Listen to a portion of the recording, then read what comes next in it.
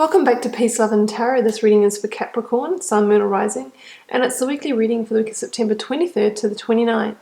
Your cards this week here, Capricorn, you have an Oracle card, Deep Replenishment. You have the World, the Star, the Wheel of Fortune, the Hierophant, the Seven of Cups, and the Two of Pentacles. Hugely significant, powerful reading, Capricorn. For my Major Arcana, as you may know, the Major Arcana, the more in the reading, the more significant this is and the more tied it is to karma, karmic contracts, life lessons, that type of thing. The Minor Arcana here is more sort of the how that plays out in your daily life. But not only do you have those Major Arcana, but these are probably, four of the pretty much most powerful ones. So just going to start by reading out your Oracle card here, Deep Replenishment, Capricorn. Retreat, rest, be held. The most selfless thing you can do is fill up your own inner well. When we are running around half-filled, we subconsciously look to things and people around us to give us the nourishment and nurturing that we'd so deeply crave. Nothing can grow in barren lands. You are no good to anyone if you're running on empty. The feminine is bountiful, plentiful, fertile and rich. Tend to your own well and watch as the amount you have to give multiplies. So yeah, look, you are needing rest and retreat this week, Capricorn. I just wanted to point out too that behind that you jumped out with another Oracle card, Take a Break. So basically you are, this is really saying to you that you might need to take some time out because you are going through something pretty significant. You can see massive karmic endings here. So I really feel that some of you might be feeling the fatigue from that. So just, please do ramp up the self-care this week. Recent past, let's start over here with the Seven of Cups and the Two of Pentacles. Yeah, so in the past we see some sense of disillusion. I'm hearing hollow promises. So some of you might have been in a situation which was not delivering what was expected, and that could be because somebody was, giving you another story or even playing you something like that. I feel that it wasn't what it seemed. Sorry, that's what I'm hearing here. Because if you can see in the card here, we have these seven, beautiful, enticing, intoxicating, hypnotic cups full of, beautiful jewels and gifts and that kind of thing. But this person can't grasp them. They're held in arm's reach, and they are sort of on like a cloud. So they're sort of like a mirage. So I kind of feel that somebody might have promised you the world, yet not delivered on that. So that could have been somebody that was, saying that they were going to be in a relationship with you, but then not following through with it. Could be a work contract that didn't materialize, but, that you were being sort of led by the carrot the whole way. Something didn't quite materialize as you were expecting it to. And that crossed, with the Juggler here, that Two of Pentacles, could indicate that you were being played off against another party. If it was that work situation and you were a candidate for a role, maybe they were sort of holding you there while they negotiated with somebody else.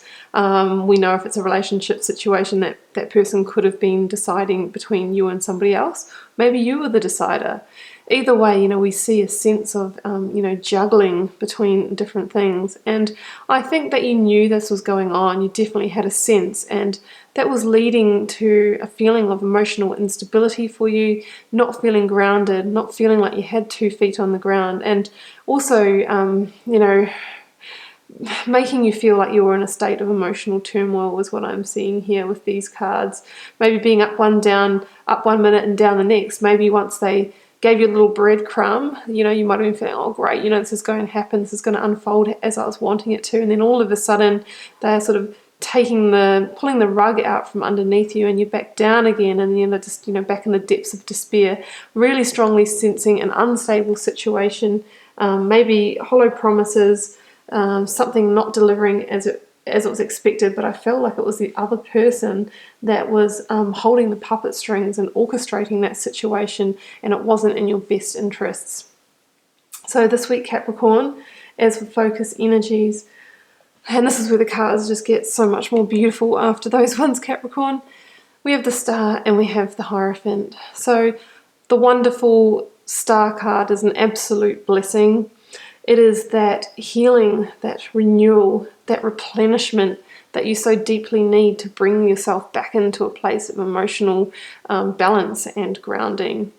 It is that the universe is asking you to have restored hope and faith in the universe and understand that everything happens for a reason, and you needed to experience the situation no matter how hard and painful it was, because there was some kind of karma, some kind of life lesson to be learnt through experiencing that, and you've done that now. So we need to make sure that we don't repeat the cycle, because you don't need to re-experience it. That's what I'm seeing here.